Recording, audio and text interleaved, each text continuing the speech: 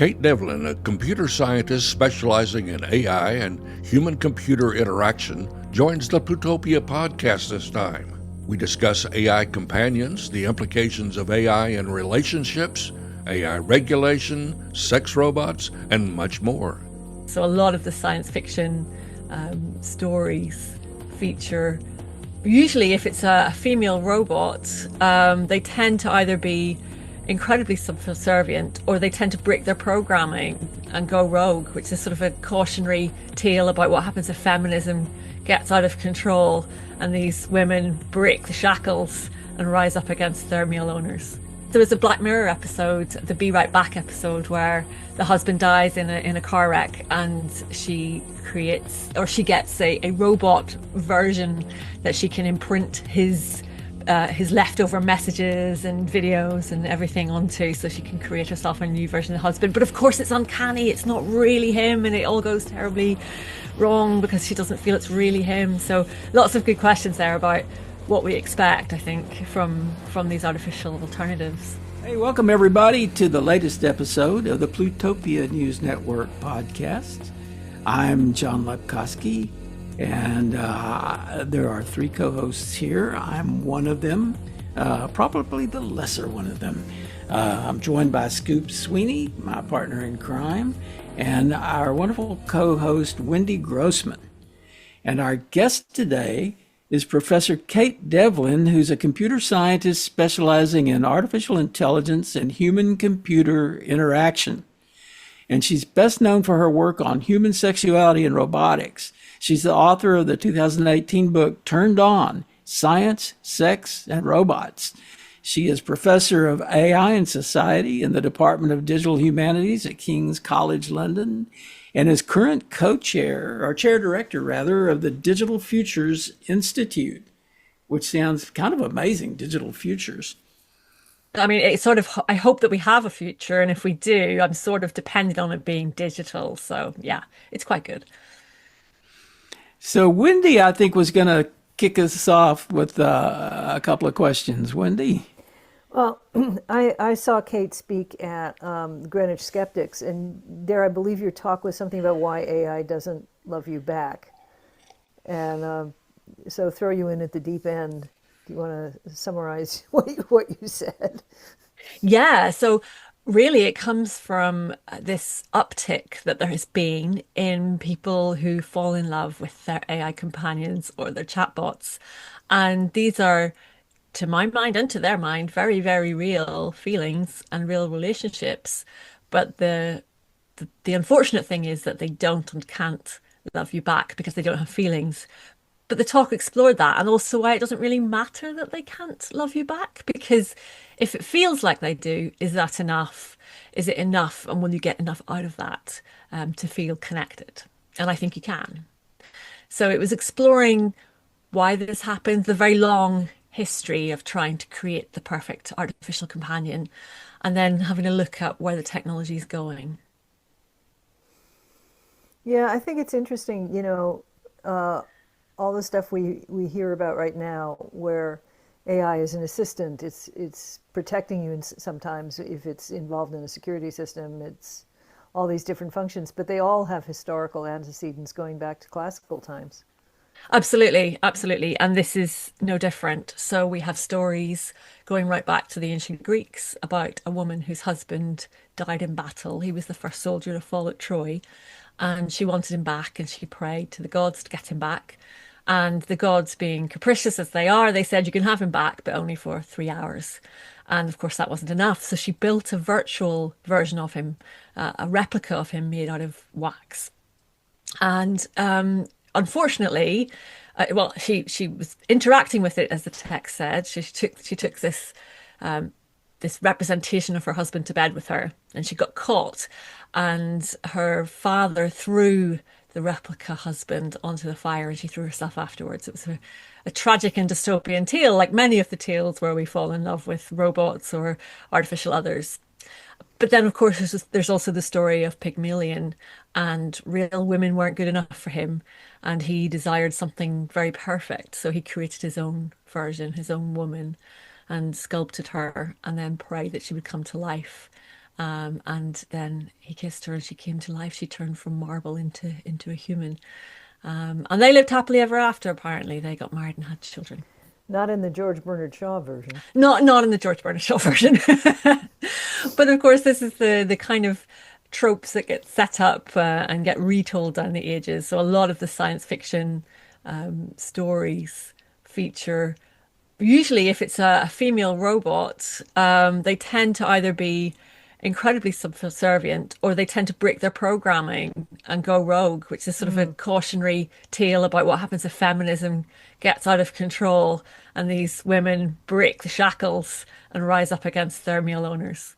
What was the movie where sort of a geek wins a contest to go and spend some time at the home of Ex Machina. yeah, Ex Machina. I thought that was a retelling of Pygmalion too. I think And it can be, yeah. yeah, and when they go into that room and there's like all these compartments with like bits of women or things women that have come apart. I remember looking at that and thinking, yeah, this really is kind of sadistic. Yeah, it's such an interesting film. I think it's so striking and it's the one that sort of provokes so many conversations around this. And I've seen people say, "Oh, this is a very feminist film," and I thought, "What? Were we watching the same film?" Not at all. But it's super interesting. And yeah, there's a bit where the female robot escapes, and she leaves the building and she leaves the male hero human trapped inside, and he tries his card to escape from the house, this card smart lock, and it says rejected on the screen, so he's been rejected by the house and by the robot. So just guy can't catch a break.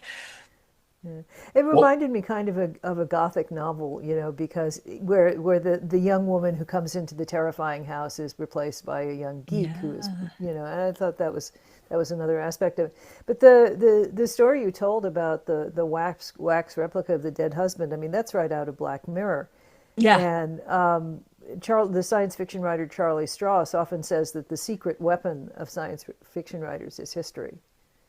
Oh, I like that. Yeah, definitely. And yes, there was a Black Mirror episode, the Be Right Back episode, where Right. the husband dies in a car wreck, and she gets a robot version that she can imprint his leftover messages and videos and everything onto, so she can create herself a new version of the husband. But of course, it's uncanny. It's not really him, and it all goes terribly wrong because she doesn't feel it's really him. So lots of good questions there about what we expect, I think, from these artificial alternatives. Yeah, robots in science fiction have a long history back to when Asimov came out with his 3 laws of robotics. And looking at those now, actually they look reasonable, but do you see robots today being put to those kind of laws, or do you think that we need laws for robots? I think we need some kind of code. I mean, the thing about Asimov's ones is there had to be loopholes, otherwise you wouldn't get a good story out of them. So they were adding the zeroth law and things. But I think that's an interesting one because we need to think about our place alongside this emerging social category, not through any sense of danger, although of course, what if there were harms?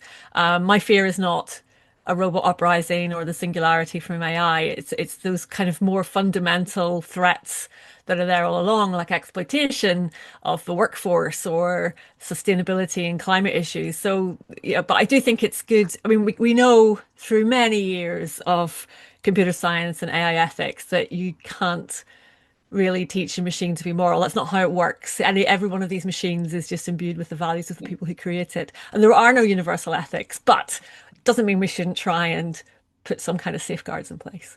Yes, if there was, say, a BDSM robot that would need a safe word, because that would be dangerous. This is stuff that, masochism, sadism, and there are people who would really like that. But if you're going to put that kind of robot out there, you're going to have some rules that protect the user.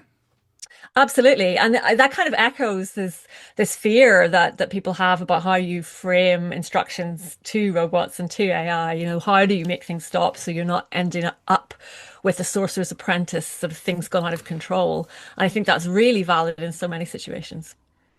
Yeah, I've just discovered the concept of the soul.md file.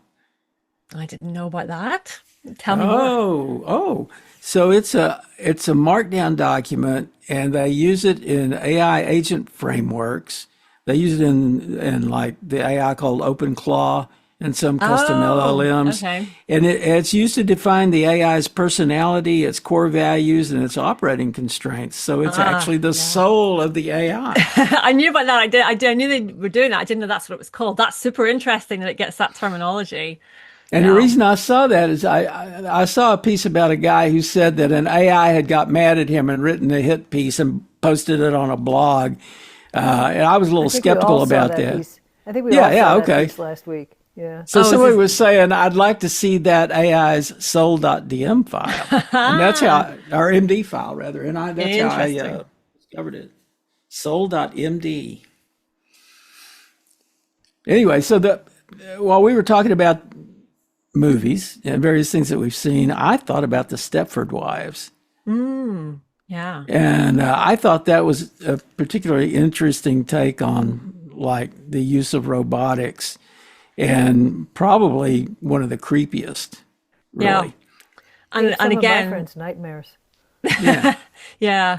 And again, one that mirrors social fears as well. So accurately, the way science fiction always so reflects the fears of the time rather than the fears of the future.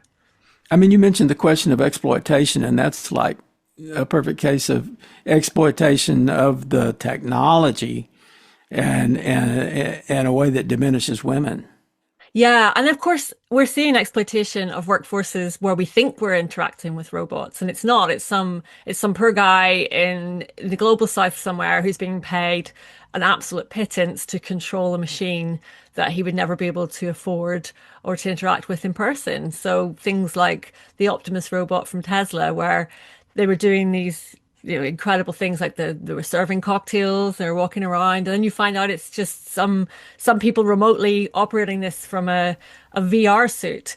And I think we're seeing more and more of those kind of cases where you think you're interacting with AI, but actually it's human labor, and it's human labor being outsourced to people who are paid so little and working in terrible conditions. There was a great book about that about 5, 6 years ago called Ghost Work. Ghost work, yeah, Yeah. yeah, really, really good Yeah. book. Yeah, and it was kind of astonishing all the places that AI was really humans all the way down. Yeah, and it's the where you think it's a camera vision system doing the work, and it's not, like the Amazon shops that were supposed to, you could walk in and pick up an object and the camera AI system would track what you bought, but actually if somebody was looking at you on a video and trying to work out what you just lifted off the shelf, right through to the content moderators, and also the people who label the data. Did you see this bananas robot? What is it? 1X, I think the company is, and the robot is, I forget what it's called. And it's like they make it look really sort of cuddly on their website. I think it might be called Neo. It's supposed to sort of be able to bring you a drink from your refrigerator and answer the door for you. I mean, things that you really strain to do for yourself. And on the website, they make it look, they have they have it posed sort of in a hug with this larger guy, and then you read that it's actually 5'6", and you start thinking, well, that's my height, and there's sort of, it's not all that lightweight. It weighs like 60 pounds. If it fell on a dog, it would be bad. Oh, and it's probably nowhere near autonomously operable yet. No, you And have yeah. you have to give the company permission to like pilot it remotely. Oh Yeah, wow, look at yeah. that. That's that is terrifying. That if that's a vision of the future, I don't want it. Thank you for that, John. Yeah, I'm not sure that I can imagine a future where I don't have to operate a vacuum cleaner. Well, I do have a robot vacuum cleaner and I do quite like it. Or him, should I say, because I have gendered my robot vacuum cleaner. He is called Babbage and he Shame on scurries you. around. Shame I on you. know. I went into the whole personification of it, anthropomorphizing of it even. My robot vacuum cleaner, and I do have one, is not particularly good. It's the problem at picking up stuff. So I always end up going behind it with a shark.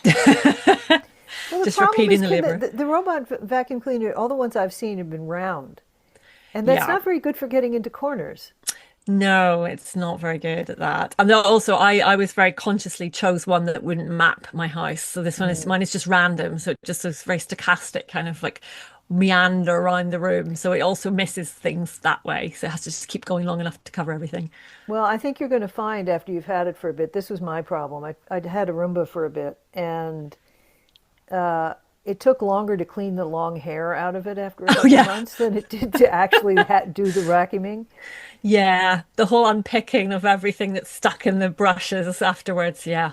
No, I gave it Yeah. away. I send mine under the bed because I can't reach under there. So it goes under the bed and does Yeah, that's a the little. one thing I thought they would be useful for is to go under pieces of furniture that are really, really hard to get at with any other kind of vacuum cleaner. It works a treat until they get stuck, and then you've got a robot vacuum cleaner stuck under the bed that you can't get under, and you're pushing at it with a broom handle, desperately trying to get it out. You know what you need? You need a picker-upper. Oh, yes. Turning humans into robots through assistive technology. One of the Well, gripper things. yeah, they're great. I mean, I got one. I don't know. A friend of mine had one at her house years ago, and like 20 years ago or something. And I admired it so much that she gave it to me, which was a little embarrassing.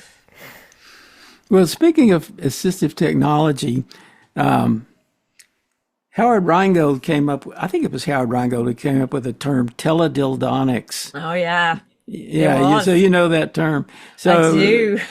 and we were talking before you came on about like, might they implant an AI in some kind of device to facilitate sexual pleasure?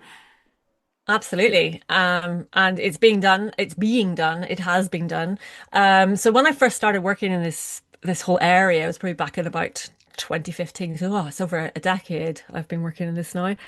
And at the time, there was actually quite a burgeoning sex tech scene. So lots of people trying to invest money into technology that would create smart sex toys and connected sex toys and all sorts of things. It didn't really last. I mean, there was a good few years where, and a lot of it women led as well, which was great to see, especially in the UK. But it kind of fell by the wayside a little bit. But there was a big thing about teledildonics. It had this sort of its another resurgence. It's a bit like VR. It comes in these waves. You know, you get. I think I've seen 3 waves of VR now, and it's never appealed to me. Always makes me feel slightly sick. But this was, you could connect your sex toy, and you could get lots of different ones, very abstracted for different types of bodies, different places to put on your body or in your body or around your body. And actually, in 2016 and again in 2017, I ran a sex tech hackathon at the university I was at the time, Goldsmiths, University of London. And it was really wonderful. We had all these, we had technologists, artists, industry people, musicians, all sorts of people who were sort of just a bit crafty and had good ideas came along to try and build new and alternative forms of technology for pleasure. And I didn't really know what to expect when I launched it. I thought it would just be sort of variations on what was already out there in the market, but it wasn't. It was really, really fascinating. We had people doing things like creating soft silicone tentacles that could curl around your body and squeeze them and squeeze you whenever you squeeze the controller, or a paper fan that opened up like a peacock's tail to indicate arousal. It was lots of really fun and artistic and creative things. And I think that's what's missing from that space, is that we're kind of shoehorned into looking at what we've got on the market already and thinking, well, we'll just make more of that, rather than thinking, look, we've got this incredible stuff. We've got these smart fabrics, we've got conductive thread, we've got electronic paint. Why can't we make things with that are completely different? And I think the same about robots. Why are we getting so hung up on creating humanoid robots when they're computationally expensive, they're financially expensive, and we always have the uncanny valley effect where we go, well, that looks creepy. So maybe there's alternatives where we move away from that into new forms. And I've been working with a studio that does giant inflatable robots, which is really interesting. They're called air giants. And we're trying to get some projects off the ground with them. But really, just kind of fun and interesting shapes and ways of putting AI into things that break the mold. I think that's what we need more of. One of the areas that is really interested in AI right now is the sex doll trade, and they've been on the market in this country for a long time. Real dolls came out a long time ago, and they were pretty creepy initially. In anticipation of our interview today, I did some looking around to see what's on the market, and they're really going crazy now.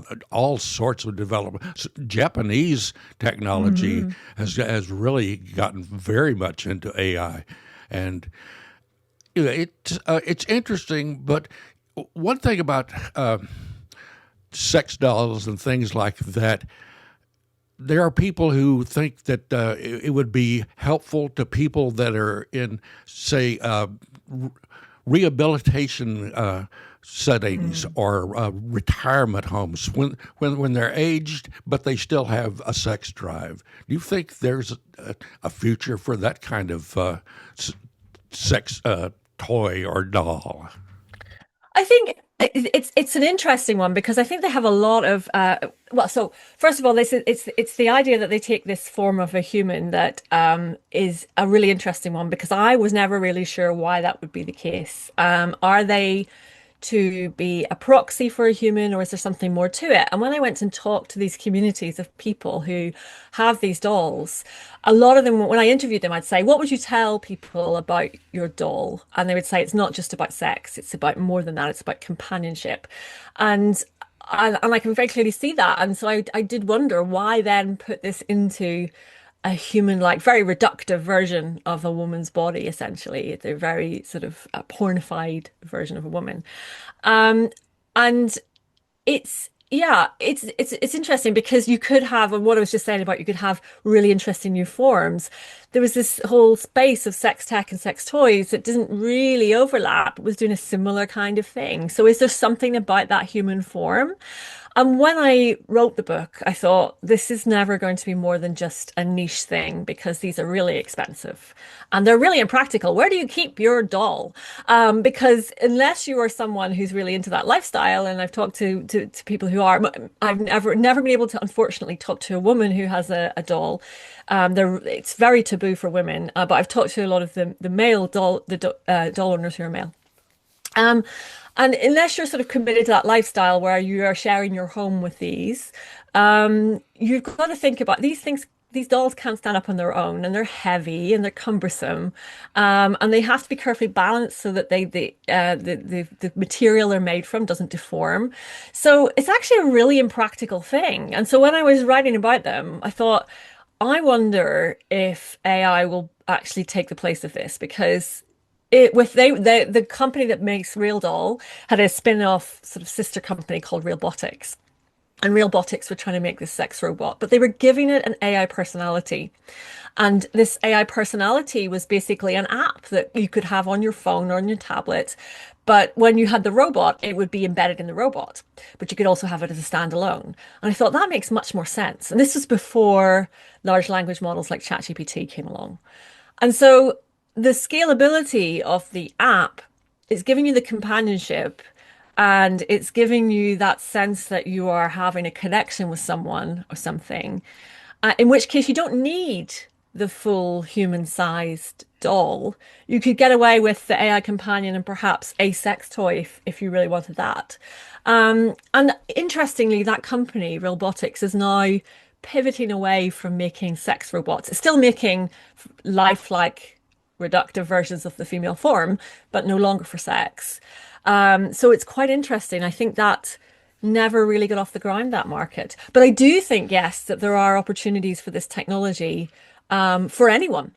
And and I think there's a misconception perhaps that it's for people who are very lonely and isolated, and that's not the case at all. Some people might be, but these have got a much wider base of people who are already in relationships, people who are, interacting with friends all the time. So it's so interesting just to see what the uptake is like. Well, that kind of gets to the difference between sex and intimacy, right? Yes. Yeah. And I've been wondering, I see statistics or data, and I haven't dug too deep into it, but apparently some of the younger people now, and I guess that would be like Gen Z people, are not as interested in having sex.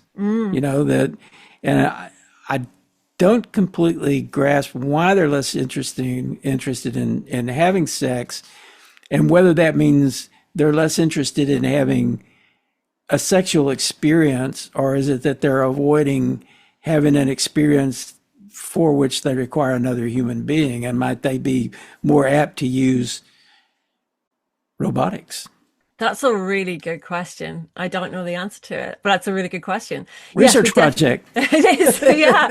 It's so hard to get the data on a lot of this stuff from tech companies, but it's an interesting thing to look generationally. And yes, we know that there's been this sort of conservative, small c conservative thing coming up again. We're seeing the whole rise of the trad wives and the sort of erosion of women's rights and all of this sort of stuff. And yes, Gen Z and Gen Alpha being put off having sex. I don't know. What do I know? I'm Gen X. I'm the generation that gets forgotten all the time. I can't understand any of them. But yeah, I think that's an interesting one. There seems to be a lot of users of these AI companions who are looking for the intimacy in a non-sexual way or in a safe sexual way. So they're going for a very romantic version of this. It's not just about pure pleasure. It's an extension of romantic novels, of romantic films. It's having that whole romantic setup to it as well. And so you see lots of discussion groups online, subreddits, things like that. There's the one, My Boyfriend is AI, and it's women who are choosing an AI partner. And I suspect much of that is the fact that it's so toxic for women to go onto online dating a lot of the time, because they're facing this kind of horrible misogyny and toxic masculinity in many of those spaces, that instead it's more preferential to have a very respectful AI boyfriend who will be nice to you and not send you dick pics, basically. Do you think this is somewhat like sexual surrogates? I mean, that's an established thing, isn't it? It is, yeah. And I think when I was started off about 10, 11 years ago looking at this was often given as one of the reasons why people would want a sex robot, for example. They would say, oh, you can have it for people who can't get a real world partner. And that's not really what I found when I was looking at this. It wasn't, it was all, and people would say things like, oh, that's what incels need.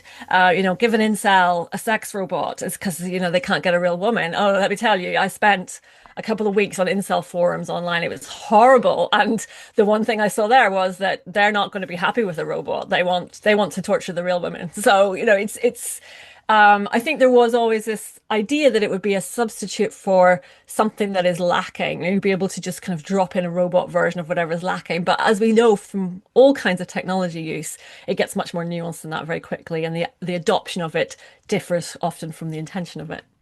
Well, as a boomer, I grew up in a time when, suddenly people could have sex without concern about pregnancy and that sort of thing. And there was this expectation that people were just going to have lots of sex. And I have often wondered whether that was something that just was of the time and it was just this perceived freedom. I know that there were people, I might have been one of them, who were sort of feeling like they should be having a lot of sex, but weren't necessarily, driven to have a lot of sex or a bunch of sex partners or all of that. And it could be that we're just kind of getting real about sex again after going through a long period of a sort of like a I don't know, a sense of freedom to just do it all the time, and a sense of requirement to do it all the time. Yeah, But I think there is also, sorry, I was going to say there's that fluctuation, isn't there, with a lot of this stuff and the trends that come and go. And I think we do see that sort of generationally it goes back and forwards. And well, maybe this is remember that. that AIDS came along and that put quite a damper on things Yeah. for a while. I mean, the window in which you could have sex without fear was really very short. And the other thing is that modern kids have far less freedom of movement. And Yeah. so, if your parents are sort of take the view that anytime you're outside of the house, it's unsafe, you don't get into the habit of socializing in the way that earlier generations did. And so, then you try to throw sex on top of it. And I think you can imagine a lot of discomfort. I mean, they say that's one of the reasons Friends remain so popular now is they're in a coffee shop together. But yeah, there's a lot of that. And also, you are being constantly surveilled if you are a child today. We've got the, find my phone on all the time. And You get to know and where the they are. schools track everything and Yeah, everything huge is tracked. databases. Yeah, Yeah.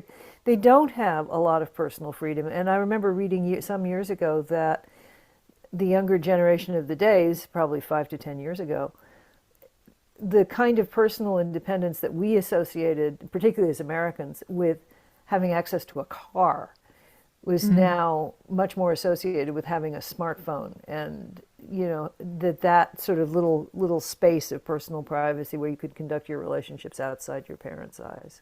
Yeah, I think that is definitely something. At the moment in the UK, so today, this morning, the UK government announced yet another announcement about a consultation they're going to do into potentially banning under 16-year-olds from social media, which it goes without saying, I think is a terrible idea.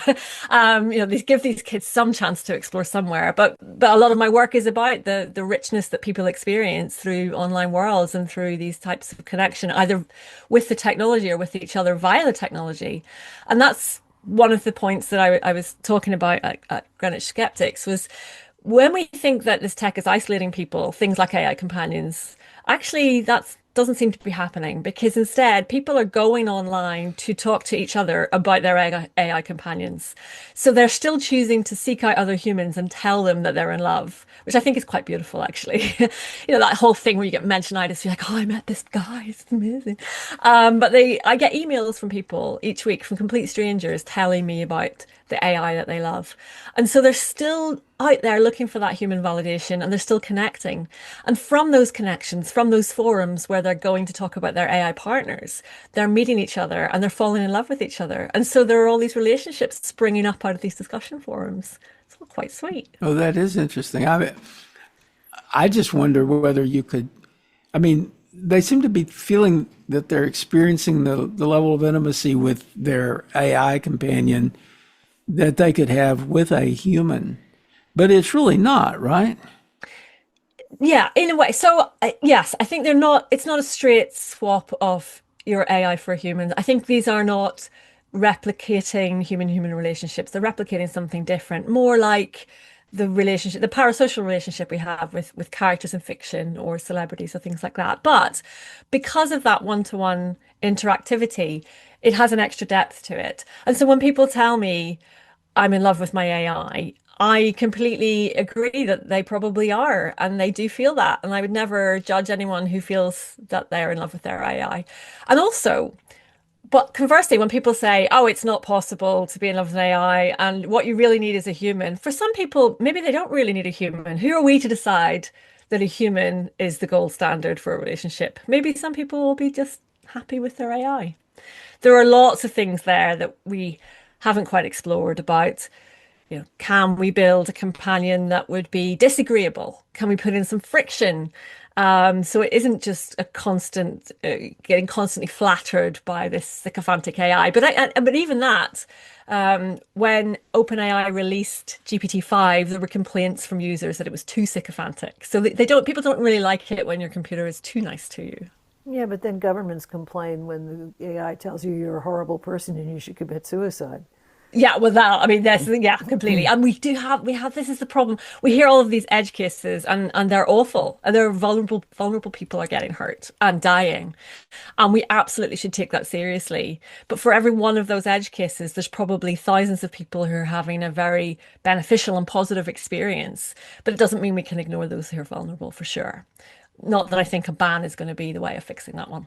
Well, I've encountered especially in Texas, where we are, where John and I are located, the manosphere movement, where the masculinists are insisting that you must all bow down to the mighty man. And I've encountered a few of these idiots, and it is frightening the stuff that they're trying to indoctrinate young men in. And it's like I don't know if there are similar things over Yeah. in your area, but it is just frightening to see the extremist things that these manosphere guys are telling to these young people that this is the way it should be. Yeah, it's definitely, I mean, it's coming alongside the rise of more and more right-leaning politics and far-right behavior and tied up in all of that. And yes, the parts of the internet, just in social media. I mean, look at what Twitter has become now that it's X. It's horrendous. I mean, the whole Grok fiasco from a few weeks ago, where Grok's generating sexualized imagery of women and child sexual abuse material, and Elon's just laughing about it. I mean, it's absolutely horrendous. So of course we definitely need some way of dealing with this, but again, it's not something that's easily banned or necessarily should be banned, but there should definitely needs to be some form of regulation here. But more importantly, there should be some form of accountability from the tech companies, because right now the only redress we have are the lawsuits that people are taking. The families of those kids who have killed themselves because of this, they are suing the companies, or consumer power, where we push back via social media as customers, because hit them in the wallets, that might work a little bit. One use of AI has been to create applications that will create essentially pornographic images of people that you know, and then those get circulated. And I'm not sure what the state of that is today, but I know that there's been some controversy around that. I mean, it shouldn't be exactly a reflection on the technology. It's not the technology's fault that it's being misused, but the question is,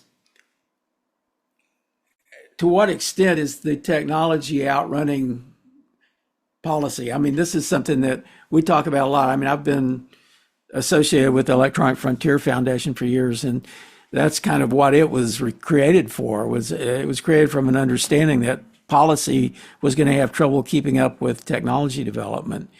Have you any thoughts about, particularly in the space that you're associated with, how to address that problem? Yeah, it's still a problem, definitely. There are a patchwork of existing laws, certainly in the UK, that cover this stuff.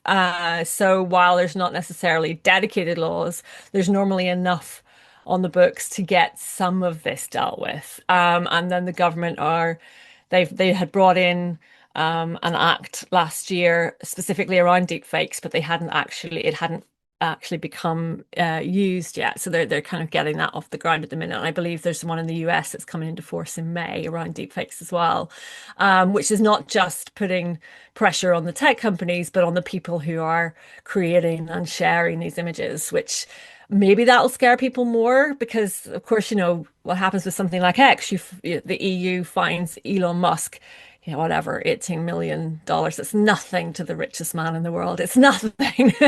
So I think when I say, with consumer power, it's probably not coming after them in terms of they fear the loss of profits. It's more that they fear the loss of their brand. It's that social stigma of having your brand rejected that might harm them a bit more. Well, also, I mean, there is precedent in the early 1990s. The head of CompuServe Germany was, I think he was tried, convicted, and sent to prison briefly over material that they claimed to have found on CompuServe in Bavaria. So I mean, there is some precedent for actually holding them personally accountable, and that actually would get their attention. It certainly would. Yeah, maybe I'm behind that. When you wrote your book, generative AI wasn't as much of a thing as it is now. Am I right about that? That's right. It was like a few years before we had large language models. Yeah. So, what might you change in the book if you had been aware that that was coming?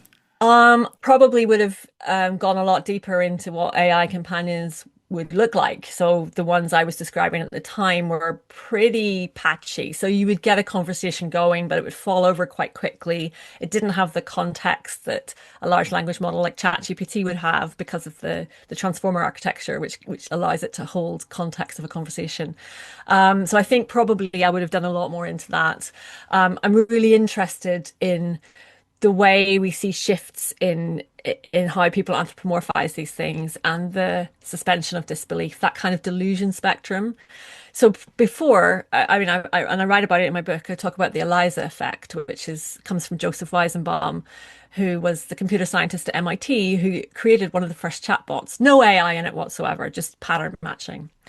And very, very quickly, even though he designed it to show how simple it was to make a chatbot, people started confiding in it. And Douglas Hofstadter coined the term the Eliza effect. So we attribute these human-like attributes to a machine and we engage with it socially. Lots and lots of human-computer interaction studies over the years on this. But what I'm seeing now are these people who are emailing me saying, I know this is just a machine and I love it anyway, but also my one is real. And you're like, what? So it's gone into this new space where, although these people know that these are just machines, there is a belief in some people that their version, their instance of this machine is the true version, and that it is in some way sentient and conscious, even though they kind of also know that it can't be. And I find that really, really interesting. And what has pushed that into a new dimension? Is it the level of interactivity? Is it the level of conversation that these things have? Your studies initially in archaeology, how did that influence your work today? Did you learn things in your work in archaeology that help transition into what you do now? I think so, and I didn't really realize that for quite a while. So I spent, after my undergraduate degree in archaeology, I spent a year on excavations all around Ireland, digging in the mud. There's a lot of mud in Ireland because it's very, very rainy. So it was not the most enjoyable of winters, I can tell you. And I thought, well, I better specialize in something. And so I went to do computer science, thinking I'd combine the two, and I'd use computer graphics in particular to sort of do site maps and plans and recreations. But I think what really got me then was, as the more I looked into the technology side of things, and I was doing a lot of on perception and cognition, I was so interested in how little we as humans change over long, long periods of time. And so you see these same patterns coming up time and time again, and these same moral panics, these same concerns get surfaced right from, Socrates saying, if you write things down, you'll lose the use of your memory, through to the novel's going to, corrupt everyone, and TV's going to ruin the family. And it's the same things time and time again. And everyone seems to forget. Why are we working on such short time scales? So I think that's the nicest gift of archaeology, is just knowing how little humans as beings change over millennia, and how little those trends in technology really change either. And I think that's a lovely gift. And I just wish more policymakers would stop and think about that rather than trying to reinvent things every time. My parents had their first children in the 1940s, and their thing that corrupts the mind was comic books, and I was never allowed to read comic books. But they completely missed the arrival of television. I was allowed to watch as much television as I wanted. It never occurred to them. Yeah, I think I wonder what my generation's thing will be. Maybe it's Well, how old the you it's have gonna, kids, don't you? How I old have are they? yeah, I have a 15-year-old. Oh, well, So I've you just turned kind of 50 and I have a 15-year-old. So she's Gen Z and I'm Gen X. So we have she's quite cynical. It might be my effect though. I might have made it that way. She's quite cynical about technology and AI. well, what technology did you fight over? I think I have that parenting thing where I think, oh, maybe you're on your phone too much, even though I'm always on my phone too much. But I think that's the very, like don't do as I say, not as I do. I There are certain sites that she'll visit. I mean, she's like on TikTok. I can't do it. I don't even know how to work it. This is terrible. I have a PhD in computer science and I can't work TikTok. Um, so I think there's maybe it's sort of different platforms or something. She does laugh at me sometimes when I try and do. So every evening we get together and we do New York Times connections together every evening, and then we look at some reels on Instagram because I'm old and can't do TikTok. And she does laugh at the things I look at and Ooh, mock me for being connections old. hard. Oh, I love it. It's great. That's Did our you see the thing. one? Did you see the one the other day with all the symbols? I thought that was outrageous. I didn't see that. No, I missed that one. Oh no. She's way It last was weekend. So really weird. There were just no words at all. It was just symbols. I have to go back and look at the archive now. Those people Yeah, are perverse that create that thing. They they have some really really are. random things. They So. really are. You know, Today's was egregious. you said you don't know how to work TikTok, but I think TikTok works you is the way it's Well, supposed to be. yes. And so there's lots of talk at the moment about the infinite scroll and how it might be banned. So the EU are trying to remove the infinite scroll from devices and remove things like autoplay. Actually, I think that's quite a good idea. I would like to be distracted from my doom scrolling on Instagram. I've dropped Facebook. I've decided that's just dead. So there's no point going on there anymore. But yeah, I could do with getting rid of my endless Instagram scrolling. Well, the big news in the U.S. now is that there was a forced sale of TikTok. They didn't want China to own the controlling interest of Oh yeah. TikTok. And the people who have bought it are essentially right wing people. And there's, I keep hearing rumors that they're suppressing scenes of protest and that sort of thing. So Yeah. there's, I don't know whether it's a conspiracy theory or a conspiracy fact, but people are kind of up in arms about that. Social media is such, I mean, it's kind of a weird thing. You think of it as, I mean, originally it's like you want to connect with your friends and that's what it's for. But it's been evolving into a form of broadcast.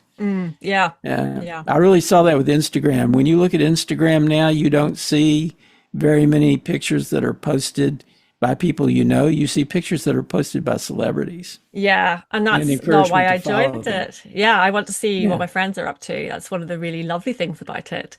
I agree, and it's really interesting because we're seeing this diversification, this fracturing of where we get our information from. So I'm married to a journalist, and this is one of his bugbears. Is like you have this fracturing of the landscape. So print journalism is dying, definitely not helped by billionaires who decide to lay off 300 members of staff in one go. But people are turning to different sources for their news as well. So how do we converge on a truth when it's so fractured? And it's difficult because the more AI can be used to target individuals, the less likely we are to have the same versions of stories.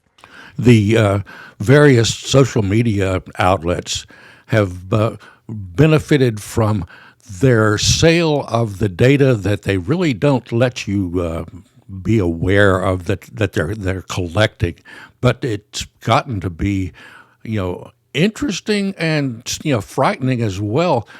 The amount of data that is on me. I used an application that lets me look and see where my name has been and where originates from. And it was from places I'd never been online with, but it had my name, my address, my telephone number, my email address. And it's like, okay, who is selling all this stuff? And I think the EU has done a better job at clamping down on this, but we have just the Wild West in this country. It's just everywhere. For if you're a billionaire, you can do pretty much anything you want to in your business. Yeah, that seems to be the way. And I always say that about, the billionaires when people say, oh, how's do we need these billionaires to fund the tech? And my response is, would you seriously let Elon Musk control your oxygen supply on Mars? Because I would not let that man anywhere near my oxygen supply. And yeah, I agree with you. I mean, with the EU, we've been very fortunate, even when the UK was still a part of the EU, something that I hope we get to be again. But GDPR was a really wonderful gift to us, allowing us to control much more of our data. And of course, the UK is still complying, bringing in its own sort of mirror laws of that because it has so many trade deals with the EU. And yeah, I think we're very, very fortunate to have that. So yeah, that is definitely something. It's been useful for the US too, because sites in the US have had to conform to it if they want to be international sites. So that's been good. And that's sort of my hope for AI regulation as well, right? If we can just get it so you have to have those kind of cooperations in place. But unfortunately, it's still completely wild out there. Well, I mean, it's always been the same problem going back to when the EFF was founded, for instance. And, they were founded because part of it was because they were concerned that the internet would be regulated in ways that were ridiculous and counterproductive because the people just wouldn't understand the technology, anything about the technology, the people who are making the laws. And it's even worse now because if you didn't understand the internet back then, you're definitely not going to understand AI right now. AI is very hard to understand.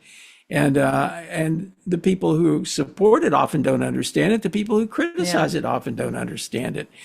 I wonder how can we explain AI to people in a way that's useful so that they'll understand it in a way that will help them deal with it? Yeah, I think that's a really good question.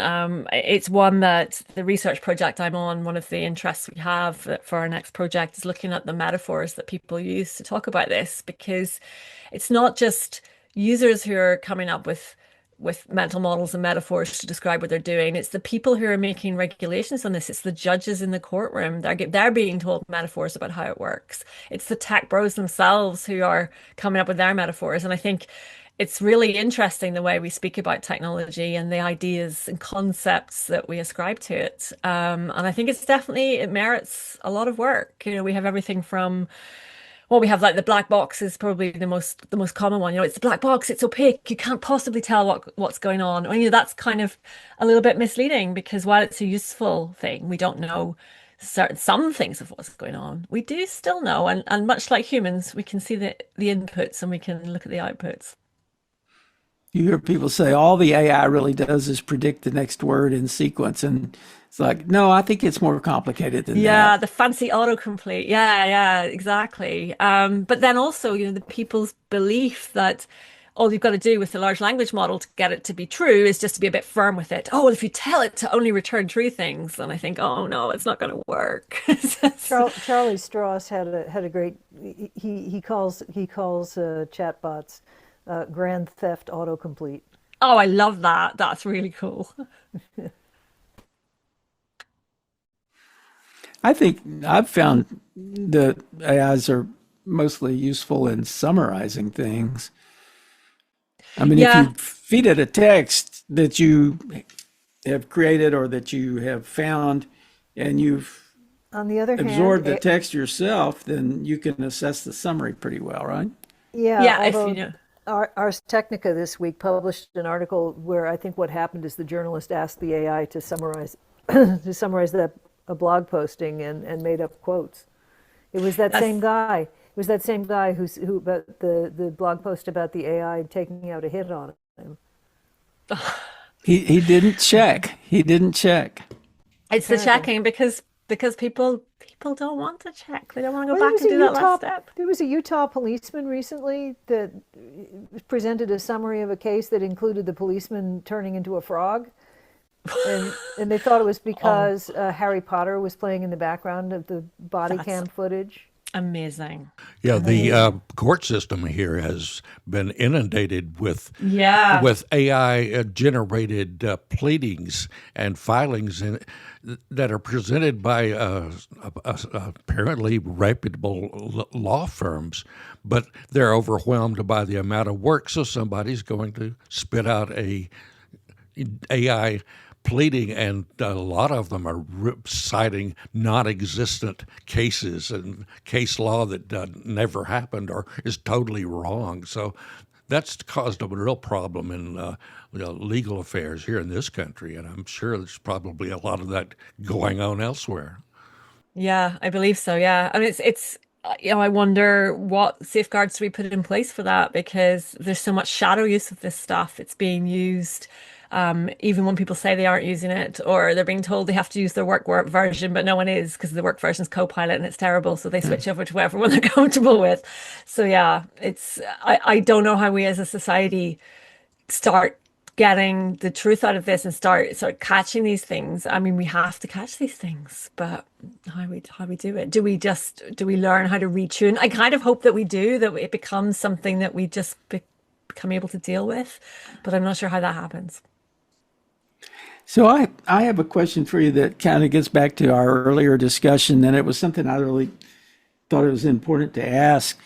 And it's in we talk about people who are establishing intimate relationships with their AI companions. Is there a particular psychological profile you associate with somebody who's liable to do that? Not really, not that we know.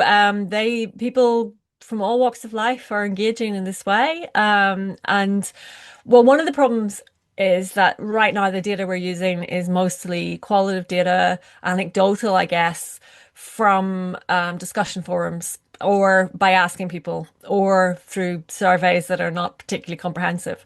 So it's really difficult to get that proper data on what's happening. Firstly, because it's very new. ChatGPT only came out in November 2022.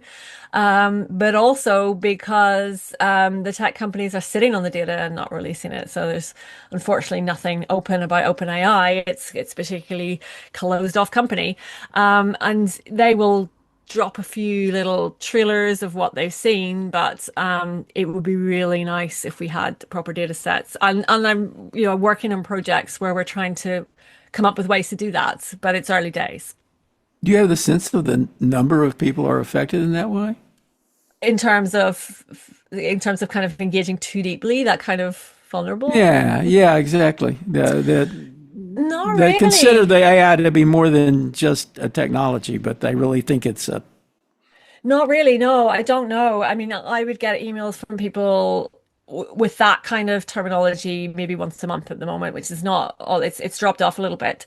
But that's just me, and that's just people who find me because they're in love with their chatbot and their chatbot has told them to reach out to me. I had that in an email where someone said, "My chatbot finds you," and it felt a bit stalked by a machine. So yeah, I don't know. I don't think sort of OpenAI run these kind of tests on their user base and report things like, oh, only X% of people are feel they're emotionally connected. And I think, well, what are you measuring and how are you measuring that? We don't really know. I've just recently read about educators being concerned with the new Meta smart glasses that are Oh being yeah. they're appearing in classrooms, and people are acing their tests thanks to a little AI help and Meta help as well.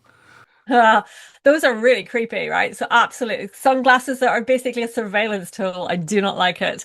But yeah, I mean, even in universities, we're all wrestling with how you deal with students who are relying too much on AI. It's involved a lot of work into trying to redesign assignments so that they can't use AI or that they will have to do some work on their own that is not easily done via chatbot, giving them the answer. And it's really tricky because a lot of my time, I feel now when I'm grading, I feel like I'm checking constantly because there's no software tool to detect this that's reliable. So it's a matter of me having to go through very meticulously and check everything and look for certain tells that become familiar. It's tiring, it's exhausting, and they're not doing themselves any favors. This is more AI adjacent than AI, but at the recent Australian Open, three of the top players were told to remove this. They were wearing a band called Whoop, which collects data about their performance. And the idea is not that it helps you on court. The idea is that you take the data later and you analyze it using this app and all the rest of it. But these things can be set to vibrate if in certain screens and stuff. So there's a whole list. The tennis authorities have made a whole list of what you have to turn off in order to use it in competition. But meanwhile, the Australian Open was not part of that ruling, so they just banned it. And there's a whole discussion now about what tennis players, there's a lot of study going into what kinds of tennis. They don't want anything that can do communications. Yeah. Because they don't want the player to be assisted, sort of remotely driven by a coach. Yeah. Although at the same time, there have been some wonderful discoveries through wearables about health and actually women's health in particular through sport, where they start to map injuries to the menstrual cycle, for example, and it's really good insight there. But that's interesting. There's enormous, when you think about climate change and the Australian Open in particular, it gets very, very hot. Actually having a band that vibrated on the player's wrist and said, you are at risk of heat stroke, would actually be a helpful thing. Yeah. And doable. Yeah, doable, but under the current rules, it would not be allowed. So we have reached the end of the hour. And Kate, you have been a delightful guest. We hope you'll join us again sometime. This has just been great. I've really enjoyed it. Thank you so much for having me.